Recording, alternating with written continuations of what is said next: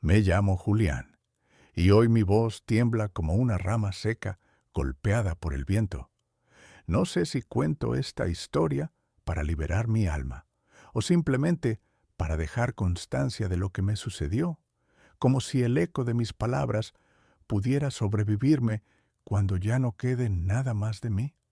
Hablaré despacio, porque cada recuerdo me atraviesa el pecho, y al pronunciarlo, siento que la herida se abre otra vez, sangrando con la misma intensidad que el primer día. Recuerdo perfectamente el silencio que precedió a todo. El hospital olía a desinfectante y soledad. El pasillo estaba iluminado por una luz blanca, fría, que no daba calor a nadie. Yo estaba sentado en una silla de ruedas, con la bata colgando de mis hombros huesudos, y lo miraba a él, mi hijo, la única razón por la que trabajé y sacrifiqué mi vida entera. Lo miraba con el orgullo viejo de un padre, sin saber que esas serían las últimas horas que lo tendría cerca. Mi voz ahora se quiebra porque no existe dolor más grande que ver cómo la sangre de tu sangre se convierte en un extraño. Papá, estarás bien aquí. Los médicos te cuidarán mejor que yo, me dijo, con una calma que en ese momento confundí con cariño. Sus ojos, sin embargo, estaban en otra parte, como si ya hubieran decidido marcharse antes de que yo pudiera responder. Intenté sonreír, disimular mi miedo, como lo hice tantas veces cuando él era niño, y caía de la bicicleta. Pero aquella vez no había bicicleta ni rodilla sangrante, sino mi corazón desgarrado y un vacío creciendo dentro de mí. Yo no sabía entonces que aquella puerta que se cerraba tras de él sería la frontera definitiva entre nosotros. No sospechaba que esas paredes grises serían mi prisión y que las horas se convertirían en cuchillos, cortando la esperanza poco a poco. Por eso empiezo esta confesión con la voz rota, porque mi historia no es solo la de un anciano abandonado en un hospital, es la historia de un padre que lo entregó todo y de un hijo que un día decidió olvidar, como si yo jamás hubiera existido. Nací en un pueblo pequeño, de calles polvorientas y casas bajas, hechas de adobe. La pobreza era el aire que respirábamos cada mañana, y sin embargo, nunca me faltó la dignidad de mis padres ni el calor de una familia unida. Aprendí desde niño que la vida no regalaría nada, que cada pedazo de pan había que ganarlo con sudor y manos agrietadas. Mi infancia fue dura, sí, pero también me enseñó a valorar lo esencial: el esfuerzo, la honestidad, la lealtad. Recuerdo que a los 10 años ya trabajaba ayudando a mi padre en el campo, arrancando piedras de la tierra para que naciera el maíz. Mis manos pequeñas se llenaban de ampollas, pero en mi corazón crecía una fuerza que no conocía límites. Cuando conocí a la mujer que más tarde sería la madre de mi hijo, soñé con poder ofrecerle una vida distinta a la mía, lejos del hambre y la incertidumbre. Ella tenía una sonrisa que iluminaba los días más oscuros, y juntos empezamos a construir un hogar con casi nada, pero con toda la fe del mundo. Trabajé en oficios que muchos despreciaban, cargando sacos de harina, limpiando talleres, recogiendo chatarra en los barrios más pobres. Nada me avergonzaba, porque cada moneda que llevaba a casa significaba un futuro más seguro.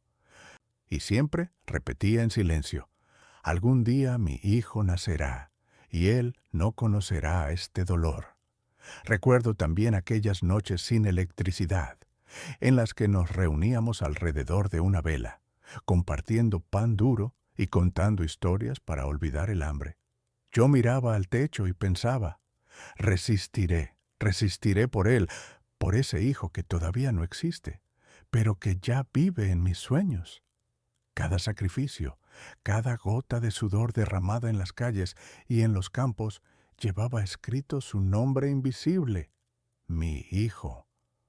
Porque incluso antes de que llegara al mundo, yo ya lo estaba esperando, y mi vida entera se convirtió en una preparación para él. Recuerdo ese día como si fuera ayer.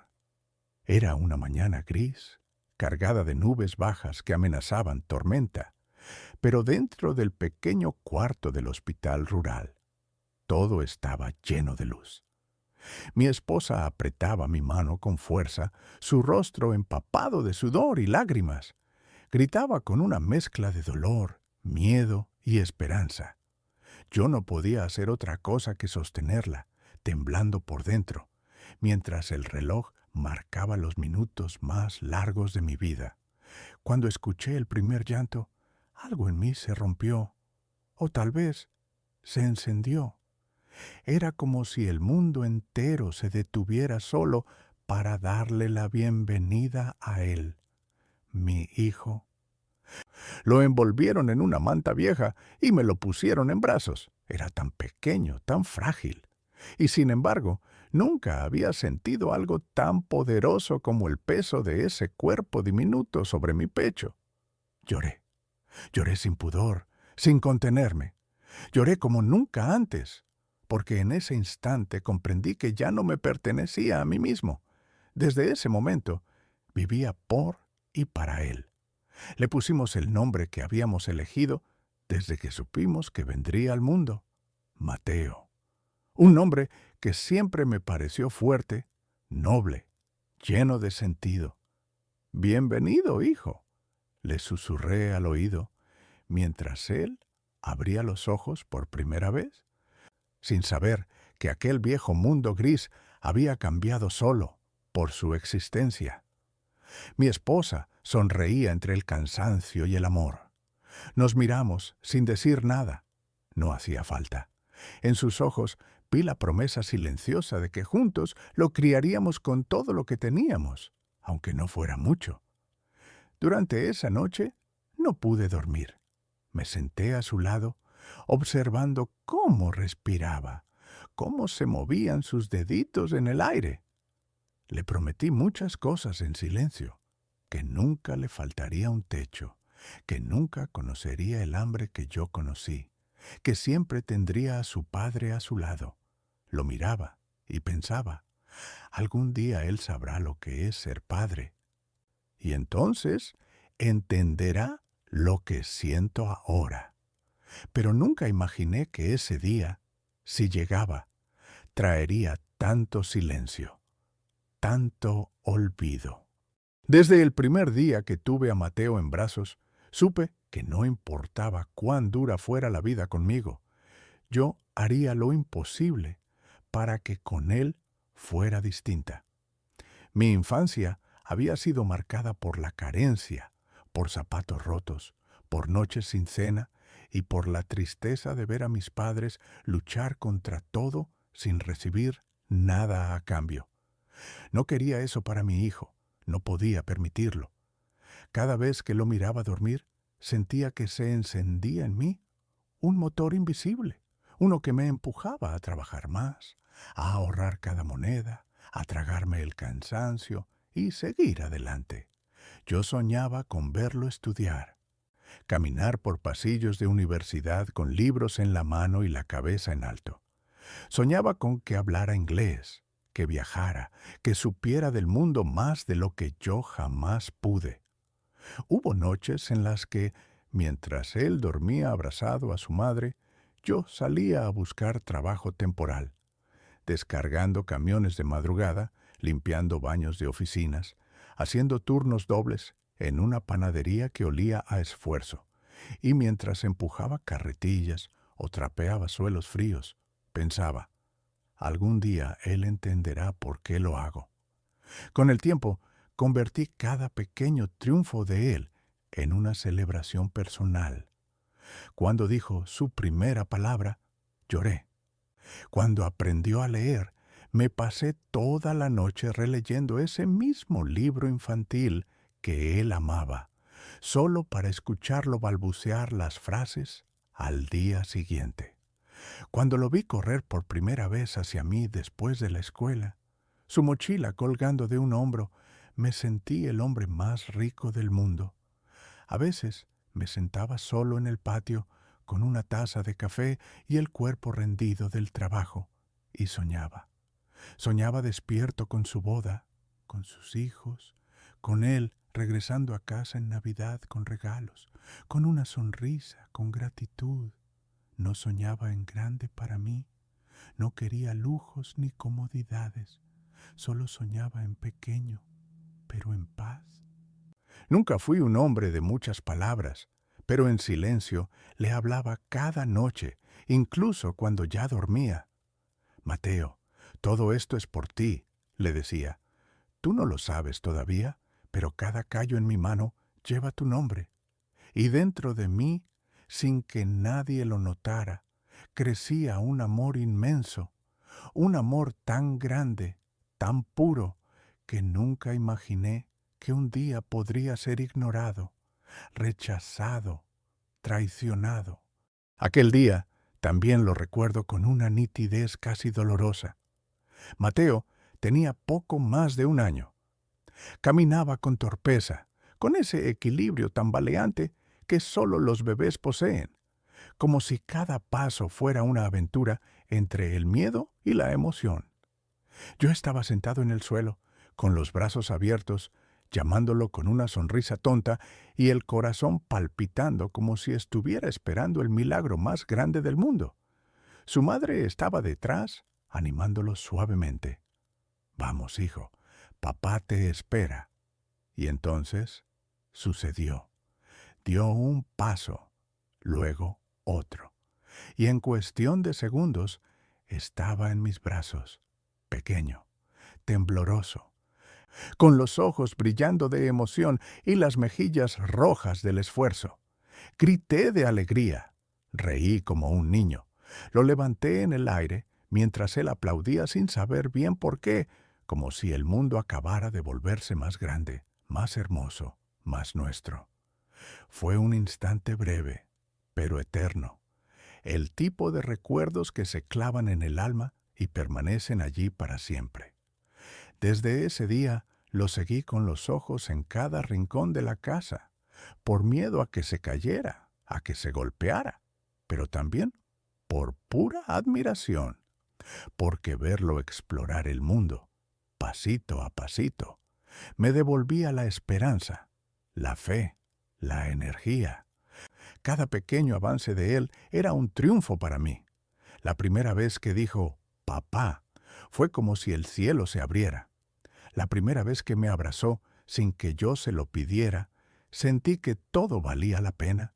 Los turnos dobles, las noches en vela, el cansancio acumulado, todo. Empezamos a tener nuestras rutinas.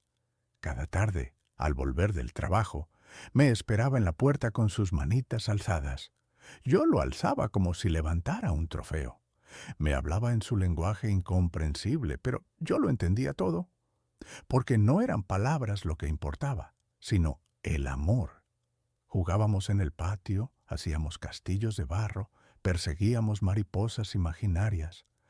A veces lo cargaba en hombros y corríamos por la calle mientras él gritaba «¡Más rápido, papá!». Y yo, que ya tenía la espalda rota por tanto esfuerzo, corría igual. Corría por él, lo miraba y pensaba «Este niño no sabe cuánto lo amo. No lo sabrá hasta que él mismo tenga un hijo.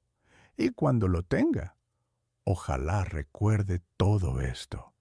La vida no fue generosa conmigo, pero yo tampoco le pedí favores. Entendí desde joven que, si quería ofrecerle algo mejor a mi hijo, tendría que sudar cada centavo. Y así lo hice, sin descanso, sin quejas, con la convicción de que cada jornada agotadora era una inversión en su futuro. Durante más de 20 años trabajé como albañil.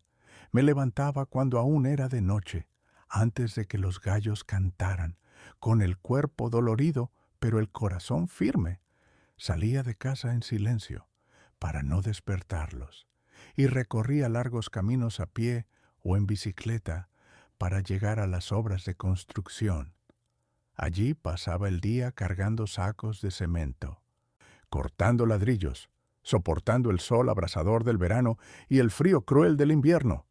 Mis manos se volvieron duras como la piedra, la piel quemada por el sol, la espalda vencida poco a poco por el peso de los días.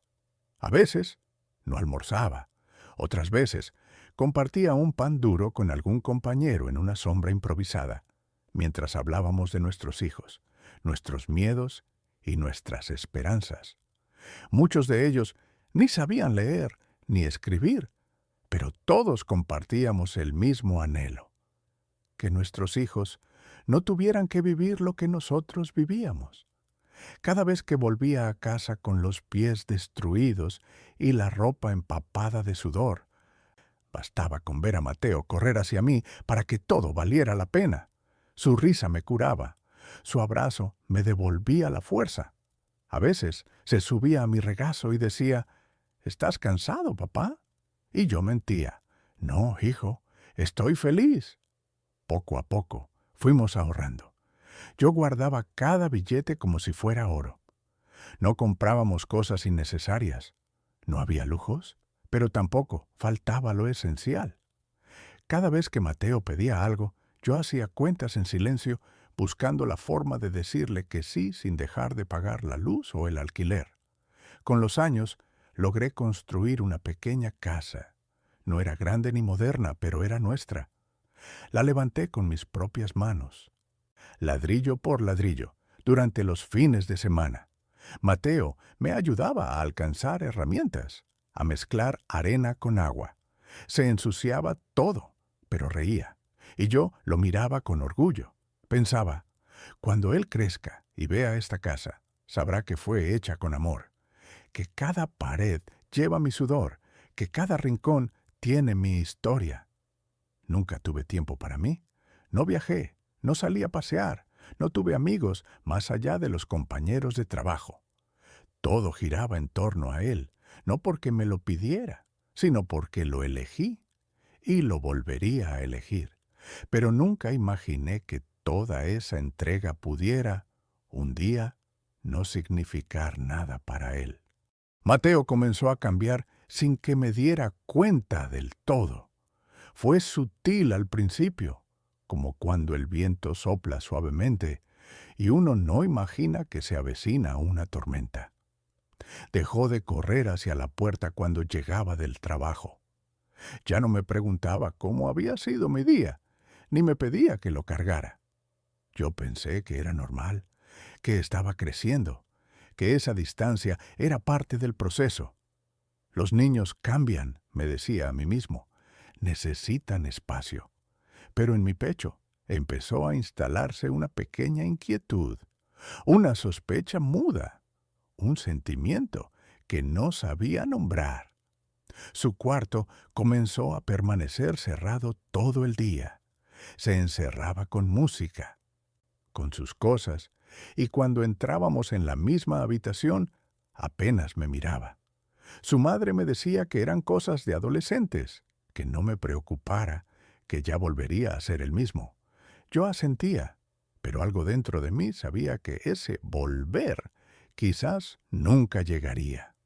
Los domingos, que antes eran sagrados para nosotros, nuestro tiempo de jugar, de charlar, de caminar por el parque, se volvieron silenciosos.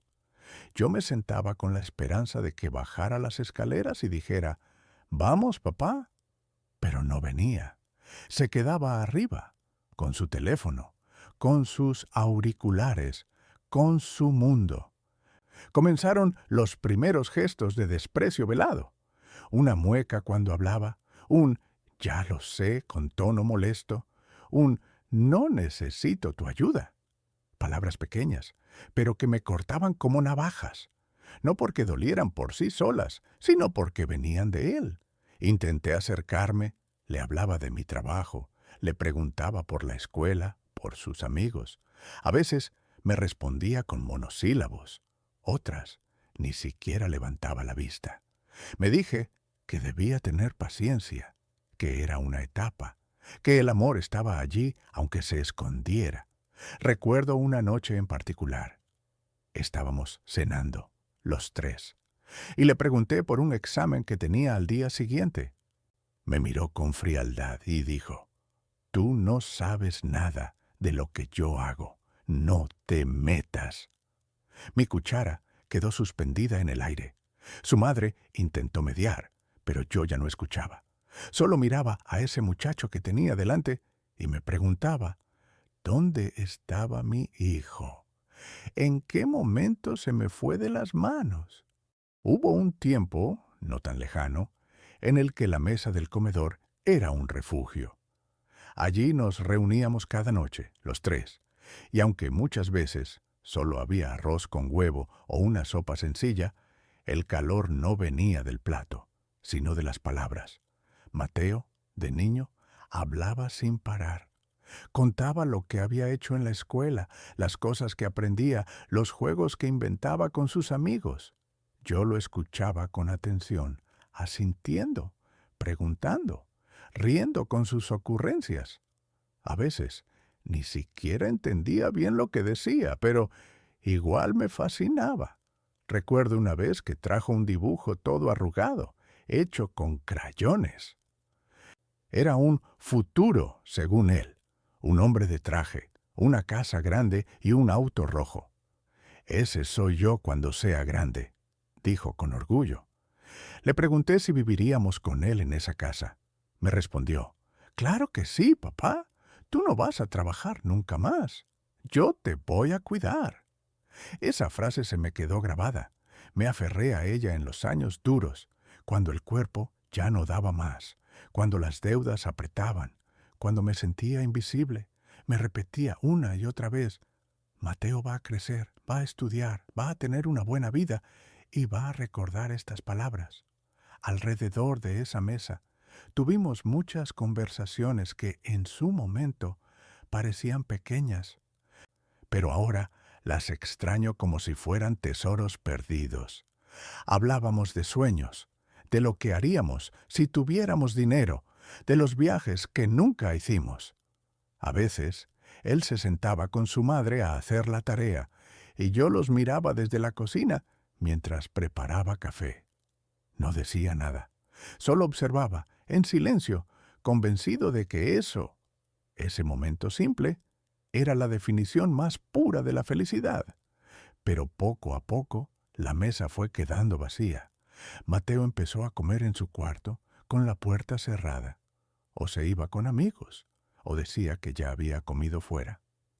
La silla que solía estar llena de risas, ahora solo dejaba un hueco frío, una ausencia que se sentía más fuerte que cualquier palabra.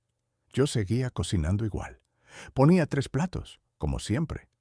Esperaba unos minutos, con la ilusión absurda de que bajara. A veces lo hacía, pero en silencio, sin conversar, sin mirar.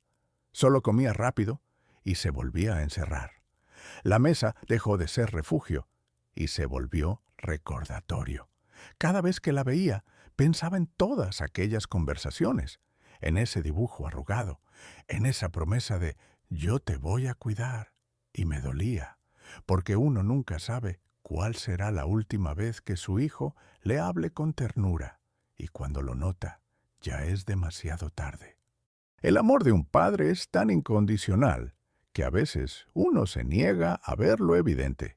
Uno justifica, comprende, espera, hasta que la esperanza se convierte en costumbre y la costumbre en resignación. Los primeros signos de distancia no llegaron como un golpe, sino como una brisa fría que se cuela poco a poco por las rendijas del alma. Mateo empezó a evitarme con sutileza. Ya no me abrazaba al salir ni al llegar.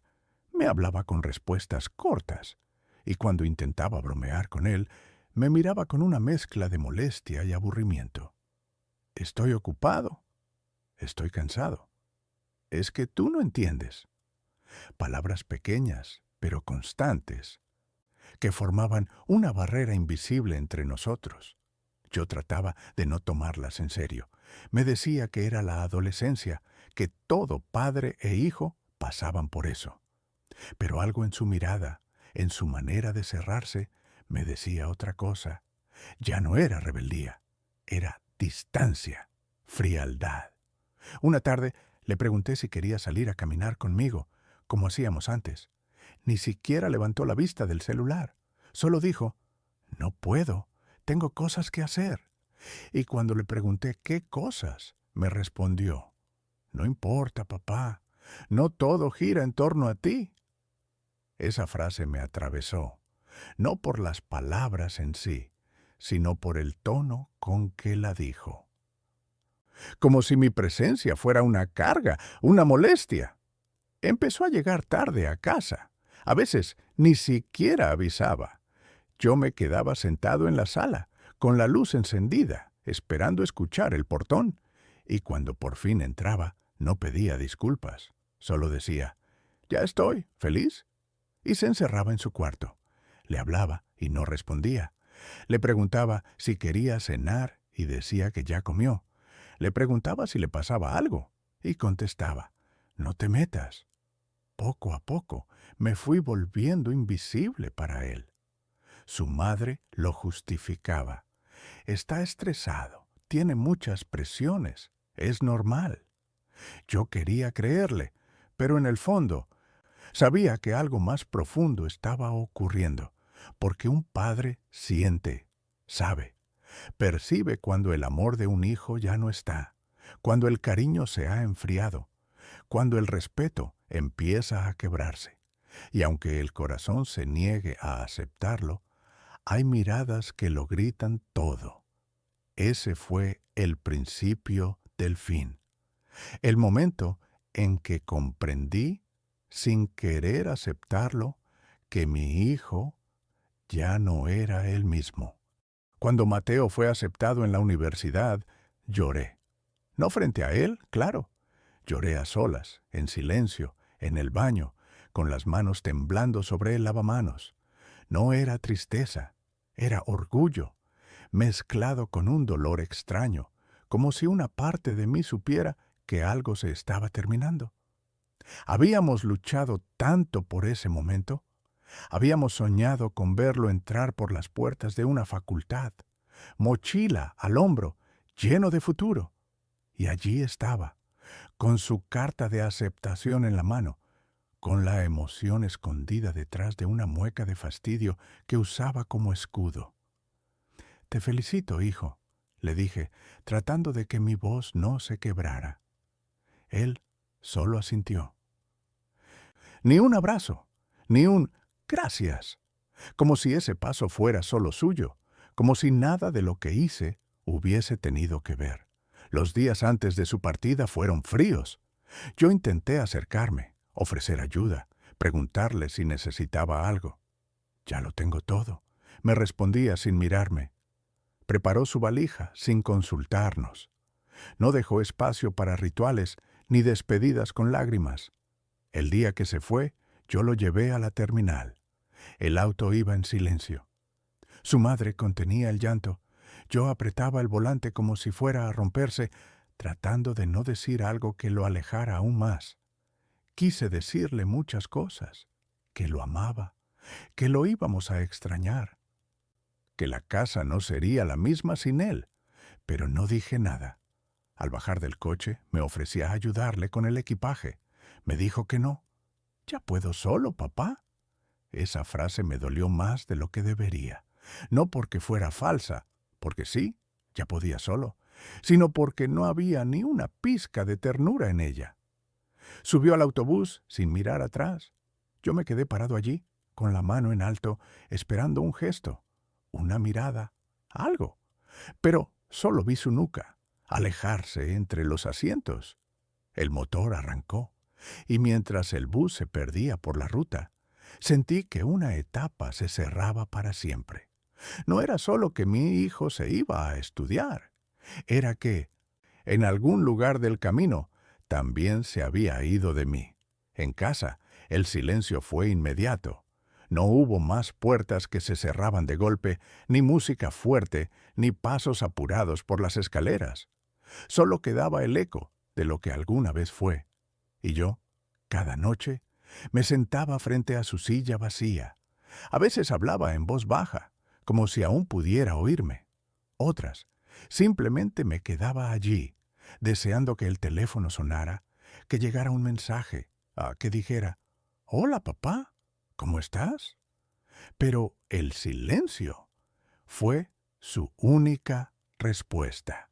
Al principio, trataba de no ser invasivo. No quería agobiarlo. Le mandaba mensajes simples. «¿Cómo estás, hijo? ¿Comiste bien? Aquí todo está bien. Mamá te manda saludos». Nunca recibía una respuesta inmediata, pero me conformaba con los «visto» o los breves «todo bien». Los primeros meses llamábamos una vez por semana. A veces hablaba más con su madre, otras veces conmigo. Yo vivía esperando ese momento, como si todo lo que pasaba durante la semana girara en torno a esa llamada. Me preparaba con preguntas, con ganas de escuchar su voz, de saber cómo le iba en clases, si había hecho amigos, si estaba feliz. Pero con el tiempo, las llamadas comenzaron a espaciarse. Primero fueron cada 2 semanas, después, una vez al mes, luego, ni siquiera eso. Yo seguía mandándole mensajes. Cada mañana, sin falta, le escribía, «Que tengas un buen día, hijo». Nunca me respondió. Aún así, yo seguía, como si al escribir pudiera mantener viva la conexión, como si esos mensajes, aunque ignorados, dejaran al menos una huella. Una tarde, su madre me dijo que le había mandado una carta, escrita a mano, con todo el cariño que una madre puede poner en el papel. Le habló de cómo estaba el jardín, de cómo los vecinos preguntaban por él, de lo mucho que lo extrañábamos. Semanas después, la carta regresó. No había sido recogida. El sobre llevaba una etiqueta, «Destinatario ausente». Ella lloró toda la noche, y yo no supe cómo consolarla. Yo también intenté escribirle una vez. Llené 2 páginas contándole que había arreglado el techo, que el perro ya estaba viejo, que cada rincón de la casa seguía oliendo a su infancia. No supe si enviarla. Me dio miedo parecer patético. Me dio miedo no recibir respuesta. A veces miraba el teléfono durante horas. Lo cargaba 2 veces al día por si acaso. Me sobresaltaba cada vez que sonaba, con la esperanza de ver su nombre en la pantalla. Pero no era él. Nunca era él. Lo peor no fue el silencio. Lo peor fue la costumbre al silencio. El momento en que dejé de esperar y empecé a aceptar que quizás ya no quería saber de nosotros, que tal vez en su nuevo mundo no había espacio para 2 viejos, y aún así, cada noche, antes de dormir, repetía lo mismo. «Buenas noches, hijo. Donde sea que estés bien». Aunque no me escuchara, aunque no respondiera, aunque me hubiera olvidado. Pasaron casi 2 años sin vernos, 2 años sin abrazarlo, sin escuchar su voz más allá de un mensaje frío o una llamada esporádica que duraba menos de 5 minutos. Pero yo seguía esperándolo, no con desesperación, sino con esa fe terca que solo los padres conocen, la de creer que, en algún momento, el hijo que criaste volverá. Y un día volvió, sin aviso, sin una llamada previa. Escuché el portón abrirse y creí que eran los vecinos. Pero cuando lo vi entrar, con una mochila al hombro y el rostro cansado, me quedé congelado. Mi corazón latía como si quisiera escapar del pecho. «Mateo», exclamé con una mezcla de alegría y sorpresa. Me levanté de la silla con torpeza y avancé hacia él esperando un abrazo, una sonrisa, algo. Pero él apenas asintió con la cabeza. No sonrió, no me miró como antes.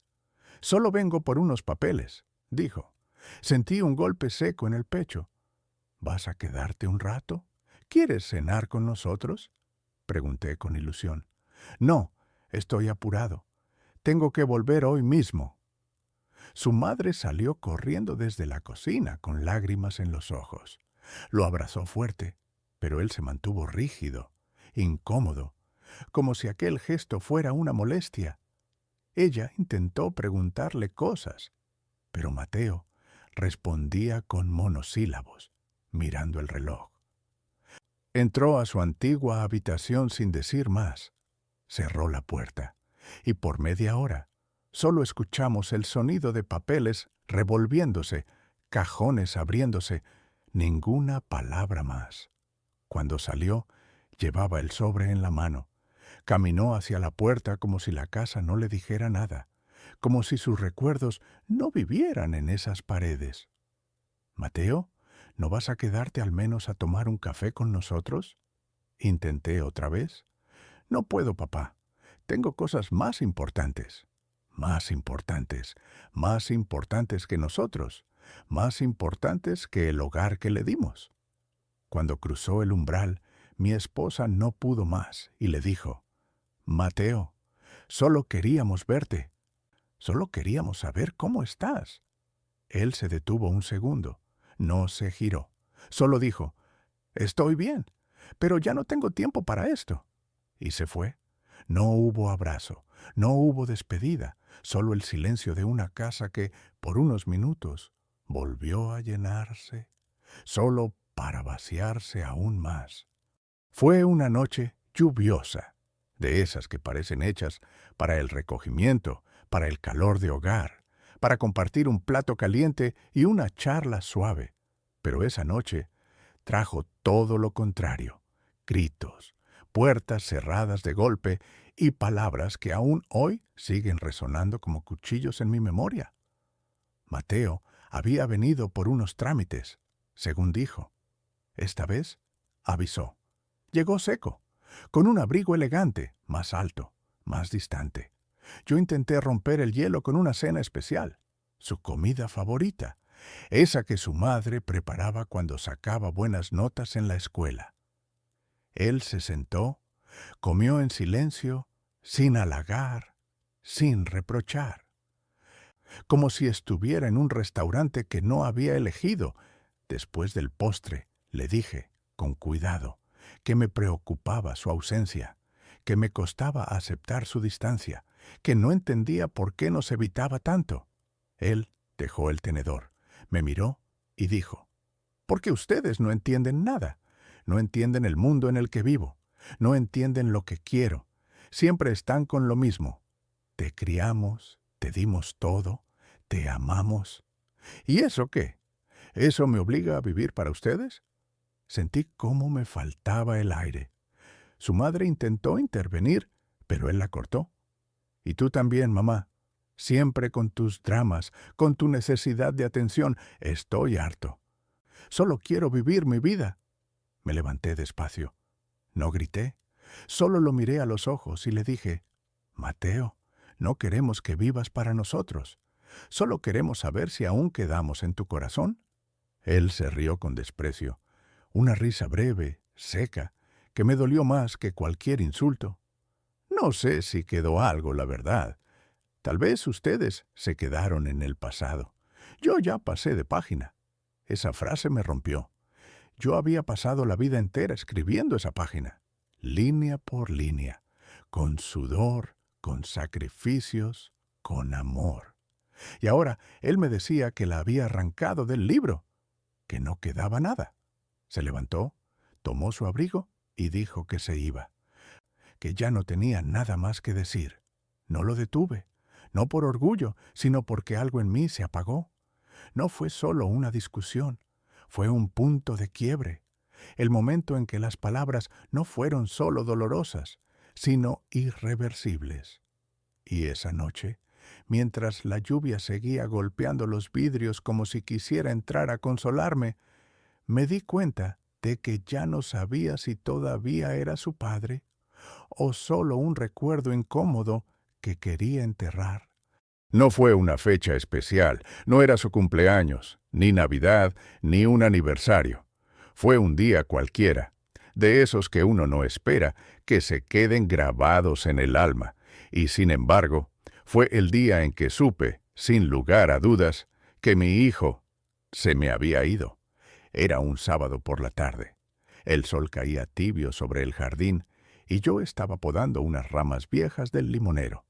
Mi espalda dolía, pero me gustaba esa sensación de cansancio útil, esa que me recordaba que todavía podía hacer algo por esta casa. Escuché voces. Me asomé a la reja y vi que Mateo estaba cruzando la vereda con una joven. Iban tomados de la mano, riendo. Ella lo miraba con ternura y él parecía otro, más suelto, más vivo. Me alegré de verlo así. Una parte de mí pensó ingenuamente que quizás estaba de vuelta, que vendría a saludar. Pero no fue así. Pasaron frente a la casa, sin detenerse. Yo, con el corazón latiendo fuerte, levanté la mano y dije su nombre. Mateo. Él se giró, me miró. Por un segundo que pareció eterno, nuestros ojos se cruzaron. Y luego fingió no verme. Bajó la mirada, giró la cabeza y siguió caminando, como si yo no existiera, como si aquel árbol bajo el que jugaba de niño no estuviera allí, como si los años que compartimos se hubieran borrado con un solo paso.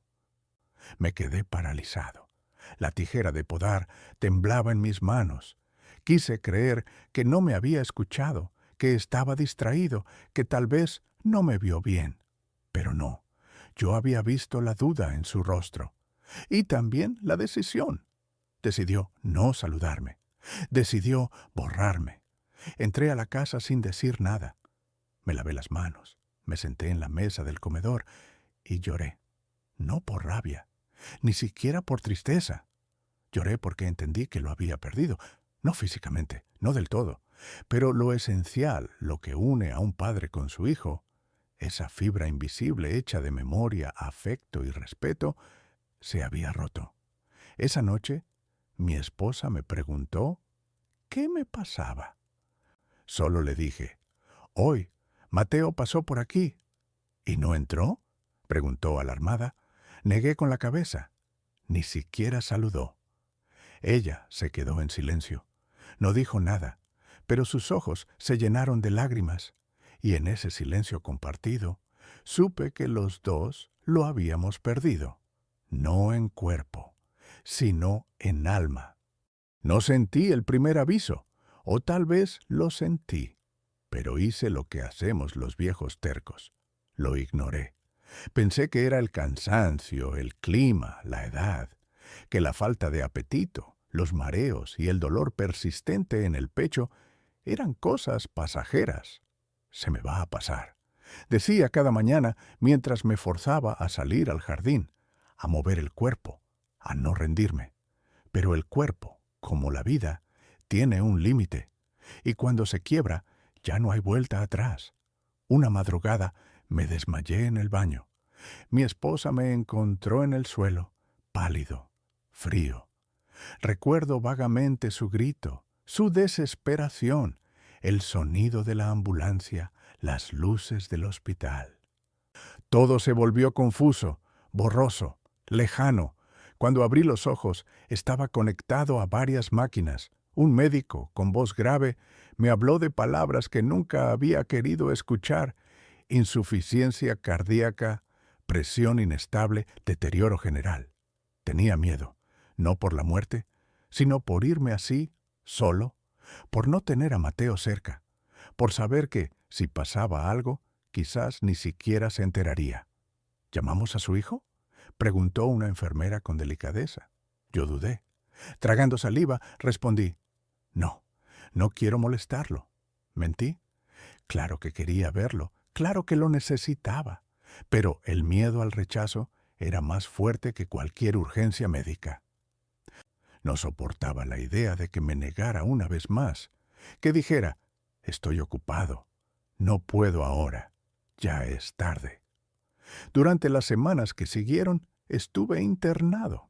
Me hicieron estudios, análisis, tratamientos. Mi esposa no se despegó de mi lado. Dormía en una silla. Me daba la mano cuando el dolor era insoportable. Me limpiaba la frente con un paño mojado como cuando yo cuidaba a Mateo de fiebre.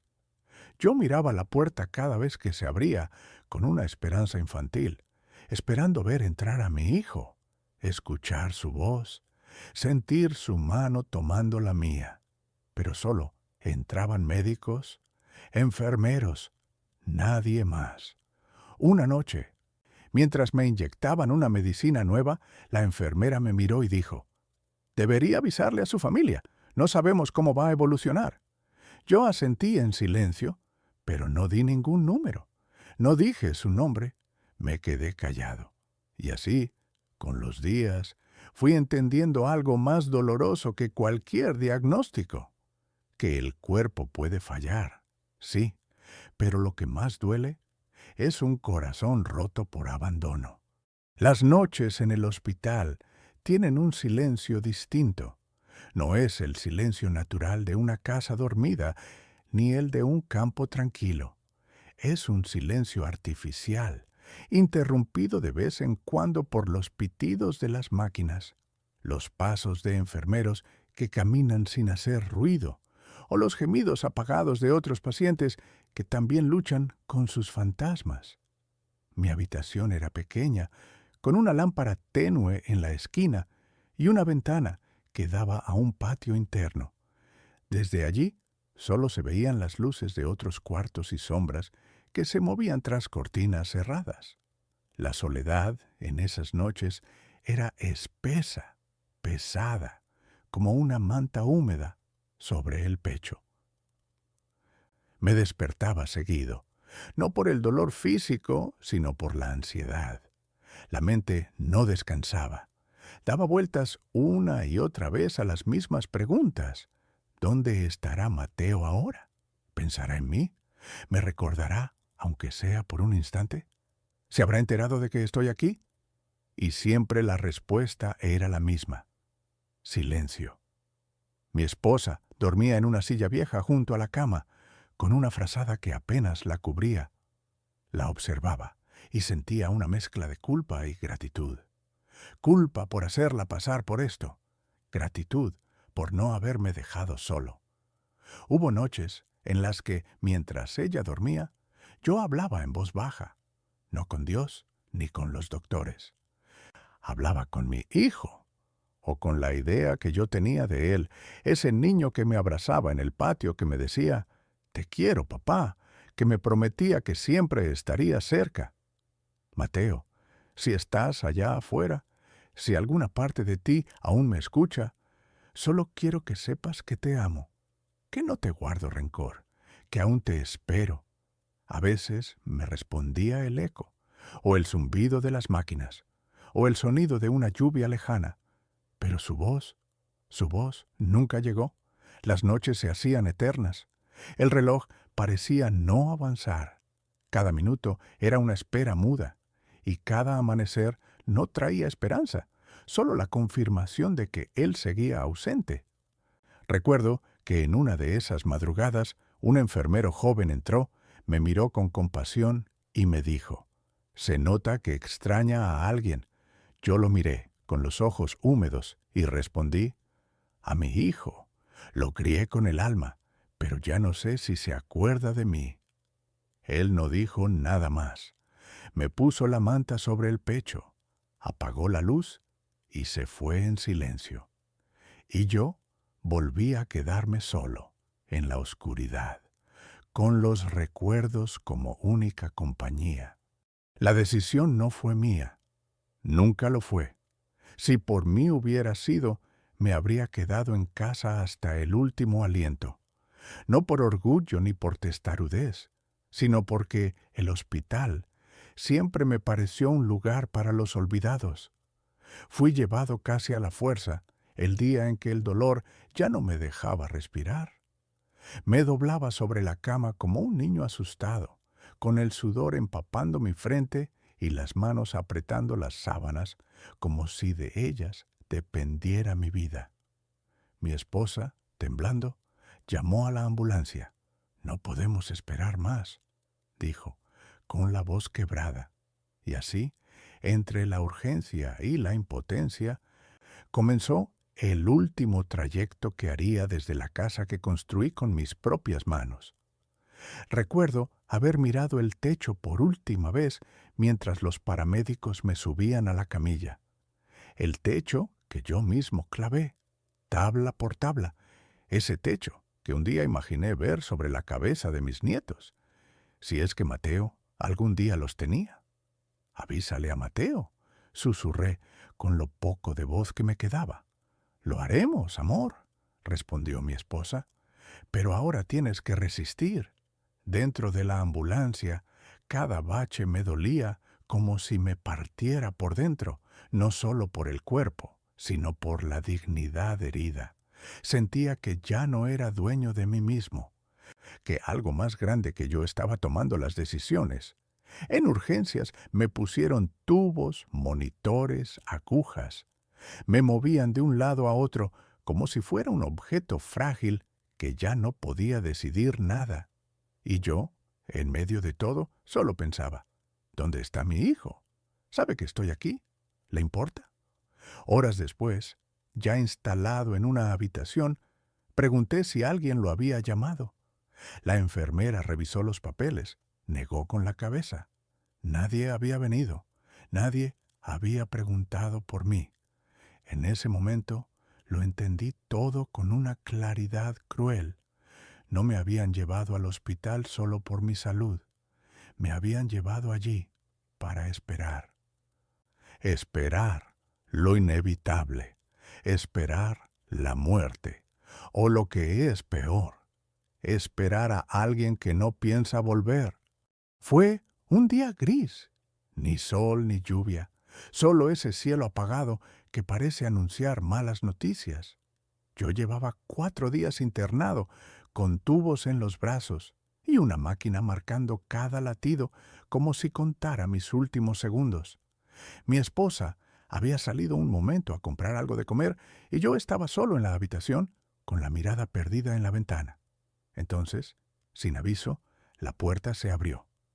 Era él, Mateo. Entró con paso firme, teléfono en mano, sin levantar la vista. Por un segundo, creí que era una ilusión. Parpadeé varias veces para asegurarme de que no era mi mente jugándome una mala pasada.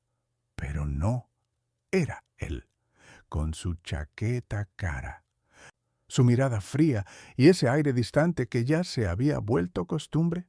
«Hola, papá», dijo sin emoción, sin calidez. «Mateo». Mi voz salió débil, rota, pero llena de amor. «Solo pasé porque mamá insistió. Me dijo que estabas mal». Yo asentí, sin saber qué decir. Cada célula de mi cuerpo quería abrazarlo, llorar en su pecho como un niño. Pero su postura, su frialdad, me dejaron inmóvil. Se sentó al borde de la cama, pero no me miró. Mantenía los ojos en el celular, revisando notificaciones, como si estar allí fuera una pérdida de tiempo. «No tienes que quedarte mucho», le dije. «Ya con que hayas venido, para mí es suficiente». «No voy a quedarme», respondió. «Solo quería que vieras que no soy tan insensible como crees». Esa frase me golpeó más fuerte que cualquier diagnóstico médico. «Mateo, yo nunca pensé eso de ti. Yo solo te he querido, desde siempre». Por primera vez levantó la vista. Me miró, pero no era la mirada de un hijo a su padre, era la de un desconocido evaluando a un viejo enfermo. «Mira, papá, yo sé que hiciste mucho por mí, pero ya no soy ese niño. Tengo mi vida, tengo otras prioridades. No puedo estar atado a ustedes toda la vida». «No quiero que estés atado, solo quería saber si aún me llevas en tu corazón». Guardó silencio por unos segundos. Luego se levantó. «No tengo respuestas para eso. No ahora». Se acercó a la puerta. Yo, con la voz quebrada, intenté una última vez. «¿Vas a volver?» Mateo giró ligeramente la cabeza sin mirarme directamente y dijo, «No lo sé. Tengo muchas cosas que hacer». Y se fue, sin un abrazo, sin tocar mi mano. sin dejar siquiera un adiós. La puerta se cerró tras él, y con ese sonido seco comprendí que esas habían sido sus últimas palabras para mí. Antes de irse, Mateo dejó caer una frase sin alma, sin compromiso, casi como un suspiro. Veré si puedo volver la próxima semana. Esa fue la promesa. Simple, breve, vacía. Pero yo, como padre, me aferré a ella como a un clavo ardiente. Durante días enteros repetí esas palabras en mi mente, una y otra vez, como un mantra.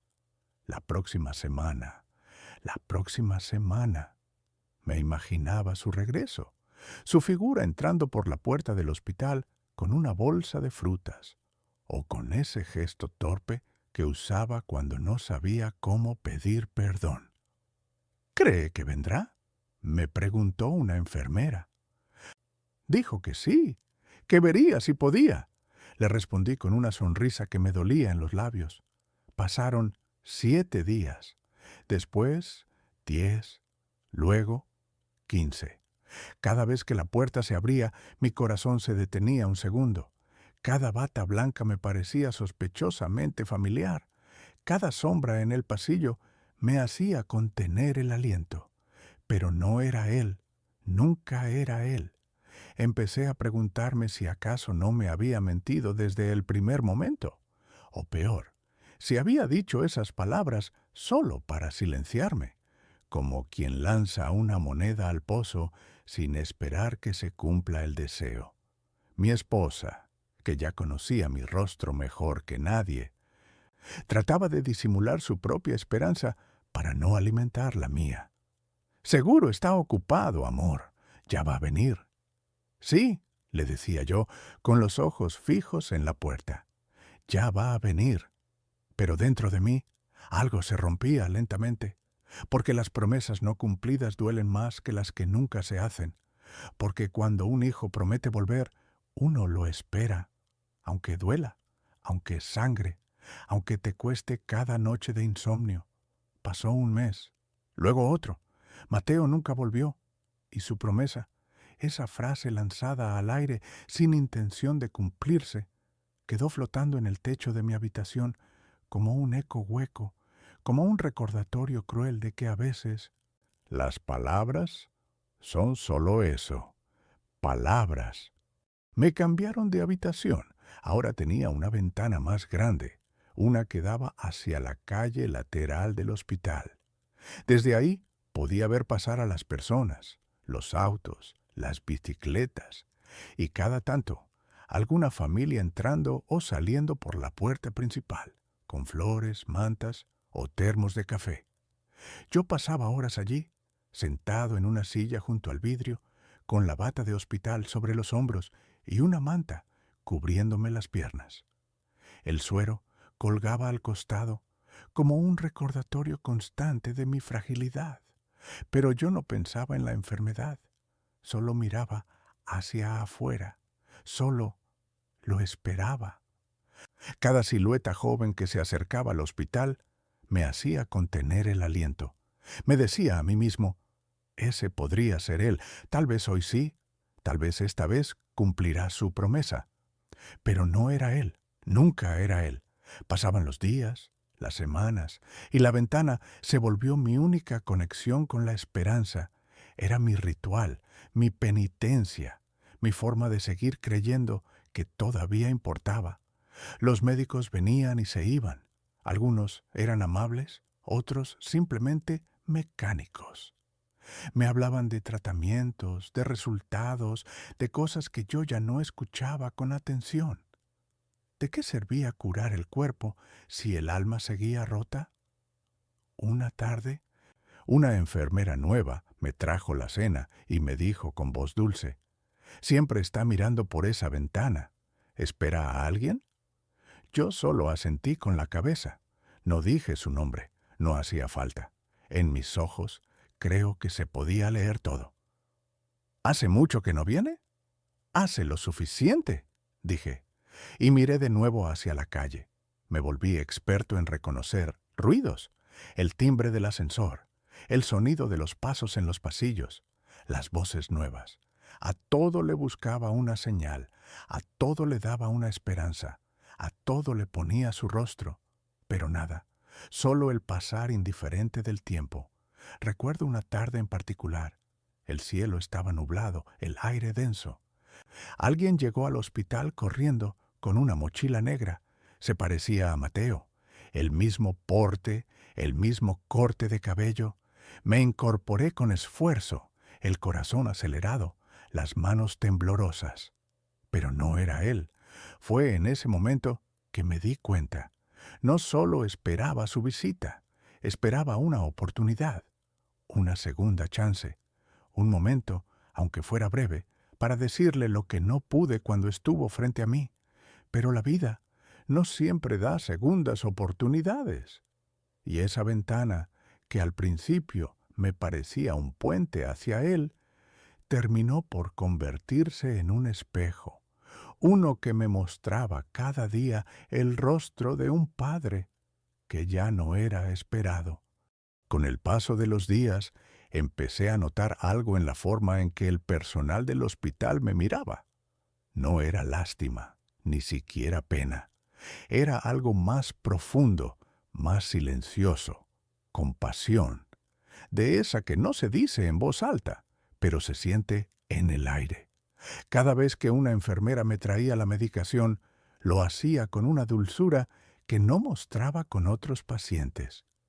Me preguntaban si quería que dejaran la puerta entreabierta, si quería un poco más de luz, si me gustaría escuchar la radio.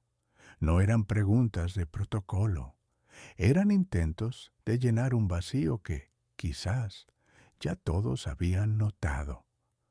Una mañana, mientras me cambiaban el suero, una enfermera joven, de ojos tristes, me dijo en voz baja: «Tiene unos ojos muy nobles, señor. ¿Sabe? Se nota que fue un buen padre». Yo no supe qué responder, solo asentí, sin poder sostenerle la mirada, porque esa frase, tan simple y tan sincera, me desgarró por dentro. Ellos veían lo que Mateo no quiso ver. Un hombre gastado, sí, pero con las manos llenas de historia. Un cuerpo débil, pero con una vida entera de amor detrás. A veces escuchaba conversaciones en el pasillo, sin querer. ¿Y el señor de la 213? Solo está con la esposa. El hijo no ha venido. Pobre viejo, qué injusta es la vida. Yo no lloraba frente a ellos. Me hacía el fuerte, el que bromea, el que agradece todo. Pero cada mirada de compasión era como un espejo que me decía: ya no eres paciente, eres símbolo. Un símbolo de todos los padres olvidados, de todos los que dieron todo y reciben el silencio como respuesta. Y aunque esa compasión me hacía sentir menos solo, también me recordaba la herida que no cerraba, porque ninguna mirada, por más sincera que fuera, podía reemplazar los ojos de mi hijo mirándome con amor. Y eso era lo único que yo necesitaba. En la habitación 213, el reloj colgado en la pared no marcaba el tiempo como lo hace cualquier reloj. Marcaba la espera, marcaba el silencio, marcaba cada minuto en que él no venía. Al principio miraba la hora para saber cuándo era la visita médica, cuándo traían la comida o cuándo tocaba el siguiente medicamento. Pero luego el reloj se convirtió en mi única compañía fija, el único que siempre estaba ahí, implacable, inmutable, testigo silencioso de mi lenta desaparición. El segundero era como un cuchillo que cortaba la esperanza en pedacitos. Tic, tac, tic, tac. Y yo, acostado, escuchando el goteo del suero, viendo cómo las sombras del día cambiaban de lugar en la pared, y esperando algo que no llegaba nunca. A veces cerraba los ojos y me imaginaba una escena que no existía. Mateo abriendo la puerta, dejando el celular a un lado, sentándose a mi lado, tomándome la mano. «Perdón, papá». Solo eso, una frase simple, un abrazo, un gesto. Pero el reloj seguía. Tic, tac, tic, tac. Las enfermeras cambiaban los turnos. Afuera, los días cambiaban de sol a lluvia. Los árboles del patio perdían hojas. Y yo seguía ahí, esperando. ¿Qué día es hoy?, le pregunté una tarde a una enfermera. Miércoles, señor. ¿Por qué? Por nada. Solo me pareció que ya habían pasado semanas. Lo entiendo. Aquí dentro el tiempo va distinto. Y tenía razón. En el hospital el tiempo no avanza en línea recta. Avanza en espiral. Se enrosca sobre sí mismo y vuelve, y vuelve, y vuelve. Y cada vuelta que daba era un nuevo recordatorio. Él no ha llegado. Él no va a llegar. Entonces comencé a contar las horas en otra forma, no por lo que pasaba, sino por lo que no pasaba. Una hora sin noticias, otra sin visitas, otra sin una llamada. Y cada una de esas horas dolía como una herida abierta, porque lo que más duele no es el paso del tiempo, es el paso del tiempo sin amor. Hubo noches en que sentí tantas palabras atrapadas en el pecho que creí que, si no las soltaba, me ahogarían. Entonces pensé en escribirle una carta a Mateo, no para reprocharle, no para exigirle nada, solo para que algún día, si llegaba a leerla, supiera la verdad que nunca pude decirle en persona. Me dieron un cuaderno pequeño, de hojas amarillas, y un bolígrafo con poca tinta. Me senté en la cama, con la luz tenue del atardecer entrando por la ventana, y respiré hondo. Tenía que empezar. Tenía que poner en palabras todo lo que mi voz no pudo. Pero la mano me temblaba, no por la enfermedad, sino por el miedo. Miedo a escribir algo que nunca sería leído. Miedo a volcar mi alma en papel y que terminara en la basura, sin valor alguno. Escribí solo una línea. Querido hijo, si estás leyendo esto, es porque ya no estoy. Y ahí me detuve. Lloré en silencio. Lloré como no lo había hecho en años. No por la muerte que se acercaba, sino por todo lo que había quedado pendiente. Quise contarle cómo lo cargué en brazos cuando tenía fiebre, cómo trabajé doble turno para comprarle su primera bicicleta, cómo me sentaba en el borde de su cama a esperar que se durmiera en las noches que tenía pesadillas. Quise decirle que nunca le guardé rencor, ni siquiera cuando se alejó sin explicación, que cada cumpleaños suyo yo lo celebraba en silencio, con una foto vieja y una copa de vino. Quise decirle que, a pesar de todo, nunca dejé de amarlo, pero no pude. Cerré el cuaderno, guardé la pluma y me dije, tal vez mañana.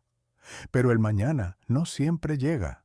Desde entonces, el cuaderno duerme en el cajón de la mesita, con esa única línea escrita, una frase incompleta, una historia inconclusa, como nuestra relación. Una mañana de domingo, el hospital estaba más silencioso que de costumbre. La luz del sol entraba tibia por la ventana y un aroma leve a café y pan tostado llegaba desde la cafetería del primer piso. Yo ya había dejado de mirar la hora con ansiedad, pero ese día, algo en el aire era distinto.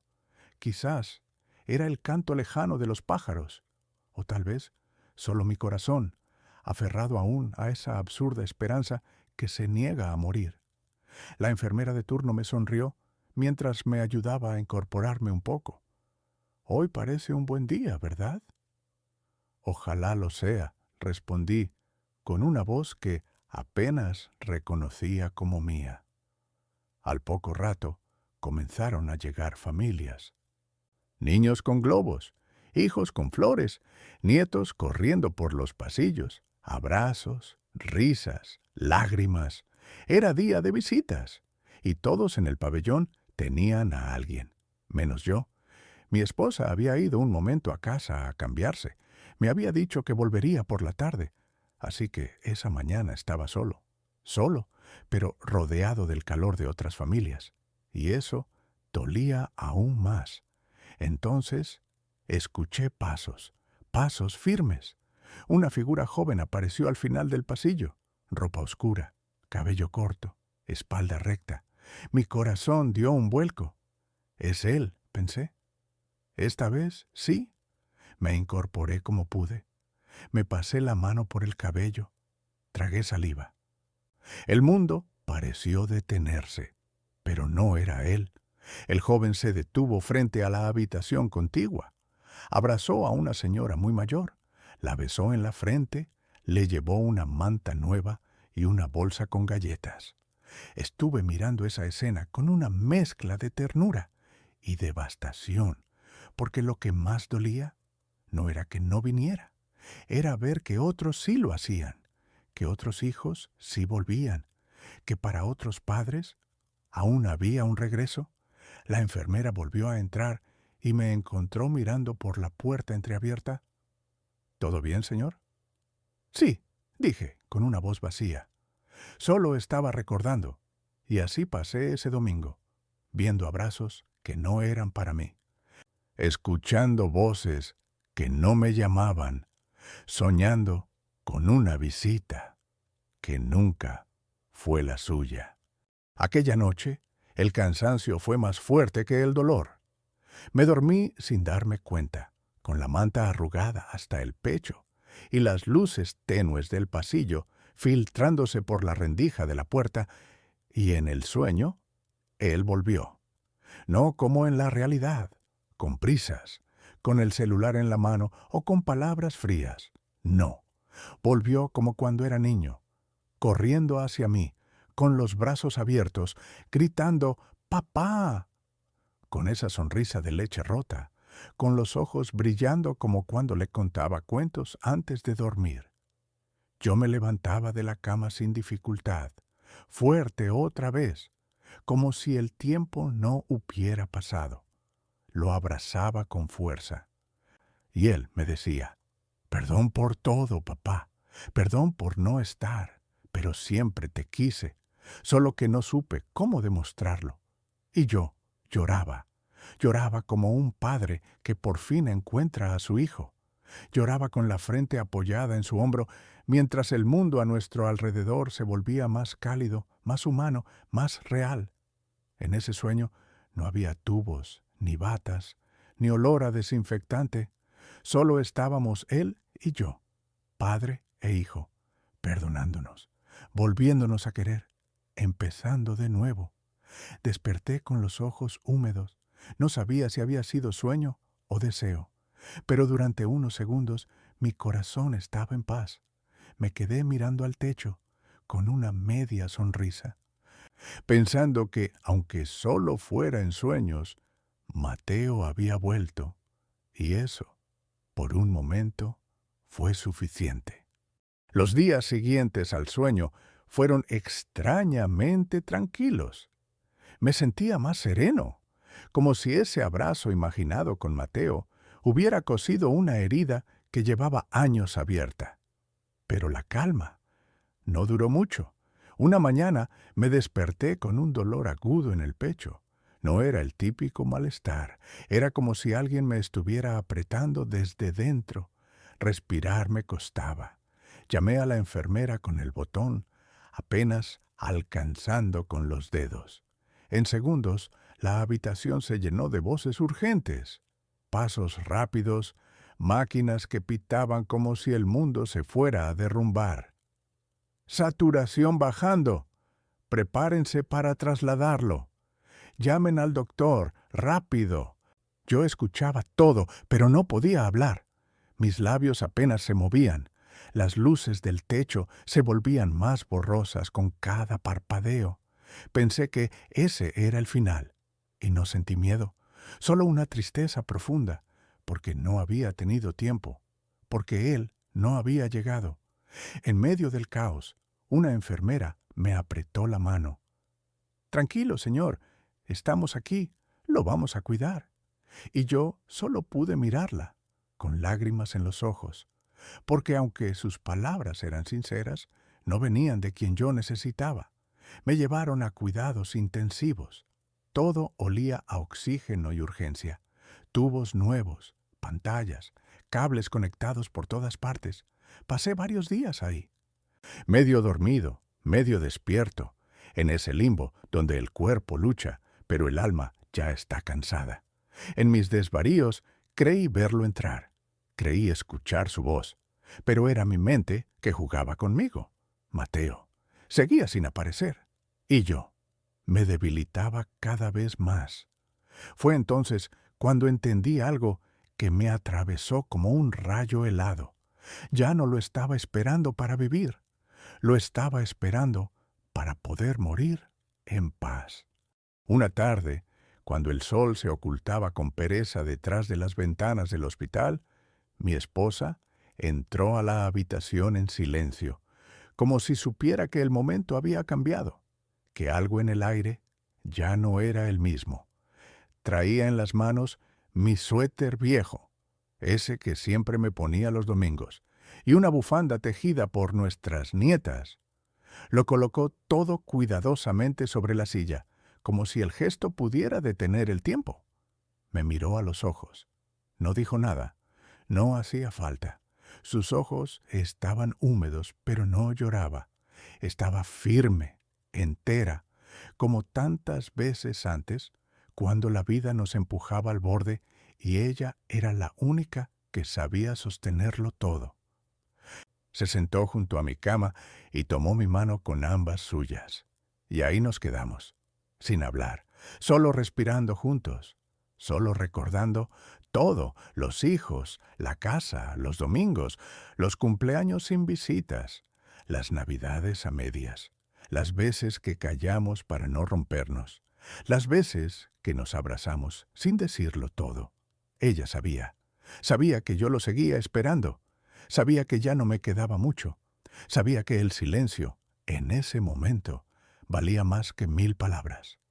«Estoy aquí», dijo al fin, bajito, como un susurro. «Lo sé», logré responder, y en ese instante entendí que no todos los amores te abandonan, que aunque un hijo no vuelva, aunque el mundo se olvide de ti, hay personas que se quedan hasta el final. Ella era esa persona. La que me cuidó cuando no quedaba fuerza, la que aguantó mi tristeza sin exigir explicaciones, la que, sin promesas, nunca se fue. Esa tarde nos despedimos sin decir adiós, porque hay despedidas que no necesitan palabras, solo una mano apretada, un suspiro compartido y la certeza de que, en medio del abandono, el amor verdadero aún resistía. No sabía que sería el último, pero algo dentro de mí lo intuía. La forma en que el sol entraba por la ventana era distinta. El aire tenía un peso suave, como el de una despedida que no duele, sino que acaricia. Me desperté más temprano de lo habitual. No sentía dolor, solo una calma extraña, como si el cuerpo, por fin, hubiera dejado de resistirse. La enfermera me saludó con una sonrisa más tierna que nunca. «¿Cómo se siente hoy, señor?» «Liviano», respondí, y fue la verdad más pura que dije en mucho tiempo. Mi esposa estaba a mi lado. Me tomó la mano sin decir nada. Nos miramos. No necesitábamos más. Había una paz nueva entre nosotros, como si el alma ya hubiese aceptado lo inevitable. No hablé mucho ese día. Ya no quedaban palabras. Tampoco esperé que Mateo viniera. No por resignación, sino porque, en el fondo, había aprendido a soltarlo. Lo esperé tantos años que al final comprendí que no todos los regresos se dan en vida. A veces los hijos vuelven en los recuerdos, a veces solo en sueños, y otras veces nunca. Respiré profundo. Miré el techo. Pensé en mi infancia, en el campo, en mi madre, en la risa de Mateo cuando era niño, y una lágrima, solo una, resbaló por mi mejilla, pero no era de tristeza, era de gratitud. Porque incluso con el abandono, incluso con el silencio, Mi vida había sido real, había amado y me habían amado. Y así, con la mano de mi esposa entre las mías, con el corazón sin odio, con la voz callada pero serena, cerré los ojos por última vez. Después de mi partida quedó el silencio, ese silencio espeso que llena los rincones cuando una presencia se va y deja solo la ausencia. La habitación 213 fue vaciada. Doblaron las sábanas, guardaron mis pertenencias, el suéter viejo, la bufanda de mis nietas, el cuaderno con una sola línea escrita. Nadie lo leyó, nadie preguntó, nadie supo, porque hay cosas que uno lleva consigo al final, cosas que ni la familia, ni los médicos, ni siquiera el amor más cercano llega a entender del todo. Nadie supo que me dolía más el alma que el cuerpo, que el verdadero cáncer era el abandono, que las noches más largas no eran por fiebre, sino por recuerdos, que cada cucharada de sopa sin conversación era como tragar soledad caliente. Nadie supo que todos los días hablaba con él en silencio, que le pedía perdón, que lo perdonaba, que, aunque no volvió, yo siempre dejaba un pedazo de mi alma en la ventana, esperándolo. Nadie supo que cada vez que escuchaba pasos, el corazón se me aceleraba, o que, cuando escuchaba a otros padres reír con sus hijos, sonreía por fuera y me rompía por dentro. Y, sobre todo, nadie supo que morí con paz, pero no sin dolor, porque el abandono no se cura, solo se aprende a respirar con él. Si algún día Mateo vuelve a ese hospital, si llega a preguntar por el viejo de la habitación 213, quizás alguien le diga: se fue tranquilo, nunca dijo mal de usted, solo lo esperaba, hasta el final. Y eso es todo lo que fui, un padre que esperó, un hombre que amó sin medida, un corazón que, aunque roto, nunca dejó de latir por su hijo. Una semana después de mi muerte, Mateo apareció en el hospital. Llegó solo, sin flores, sin prisa, con la misma expresión dura con la que se fue años atrás, pero con los ojos diferentes, cansados, vacíos. Preguntó por mí en recepción. Busco a Julián, Julián Rodríguez, mi padre. Hubo un silencio incómodo. La recepcionista tecleó un momento, evitó mirarlo a los ojos y dijo con voz suave: lo siento, el señor Rodríguez falleció hace unos días. Mateo no respondió, solo se quedó allí parado, como si no entendiera las palabras, como si no creyera que esa puerta que nunca se atrevió a cruzar ya no estaba abierta, como si, en el fondo, aún esperara tener tiempo. ¿Y dejó algo? ¿Una carta? ¿Una nota? ¿Algo? Solo sus pertenencias. Puede recogerlas en la administración. Le entregaron una caja pequeña. Dentro, el suéter viejo, la bufanda y el cuaderno. Mateo lo abrió. Solo había una línea escrita: querido hijo, si estás leyendo esto, es porque ya no estoy. Y entonces lloró. Lloró como nunca lo había hecho. Lloró en silencio, con los labios apretados y el alma hecha trizas. Lloró por los años perdidos, por las llamadas que no hizo, por las visitas que nunca llegó a concretar, por todo lo que no dijo, por todo lo que ya no podría enmendar. Se sentó en una de las sillas del pasillo, con la caja entre las piernas, y susurró: perdón, papá, perdón por llegar tarde. Y allí, rodeado de paredes blancas y ecos de pasos ajenos, comprendió que el tiempo no siempre perdona, que hay trenes que no se pueden alcanzar una vez se han ido, y que el amor, aunque eterno, también tiene ventanas que se cierran. Mateo se quedó un rato más. Después se fue, con el cuaderno apretado contra el pecho y con el corazón lleno de una ausencia que, ahora, dolía más que nunca, porque hay ausencias que no duelen. hasta que entendemos que nunca más serán presencias.